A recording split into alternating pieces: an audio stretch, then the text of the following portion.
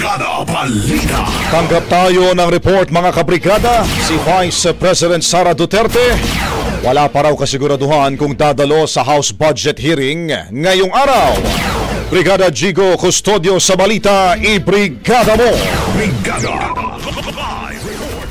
Do we have an idea if VP Sara will go personally po sa budget hearing sa House tomorrow?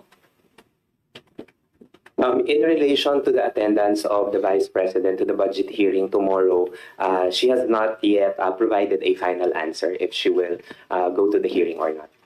Ito ang naging sagot ni OVP Assistant Chief of Staff Lemuel Ortoño nang tanungin kung dadalo ba si Vice President Sara Duterte ngayong araw sa pagdinig ng Kamara sa proposed budget ng OVP para sa 2026. 1:30 mamayang tanghali, nakatakda ang budget hearing sa House Committee on Appropriations kung saan sisilipin ng mga mambabatas ang panukalang budget na halos 903 million pesos. Tiniyak naman ng OVP Budget Division na nakapaghanda na sila ng lahat na kinakailangang dokumento at sagot sa mga posibleng tanong ng mga mambabatas. The OVP through the Budget Division and in coordination with the other divisions of the OVP has consolidated all the reports submitted. We reviewed it and we also considered the possible questions to be raised to the OVP.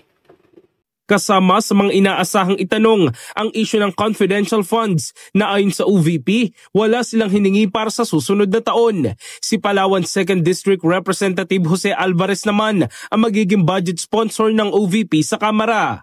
Matatandaan noon nakaraang taon ay binawasan ng Kongreso ang pondo ng OVP ng mahigit 1 bilyong piso dahil sa pagtanggi ni VP Sara na sagutin ang ilang tanong ng mga mambabatas kabilang ang paggamit ng confidential funds. At ngayong taon, sinabi ng bise na inaasahan na niyang mababawasan pa rin ang inalaang 903 million budget ng kanyang opisina.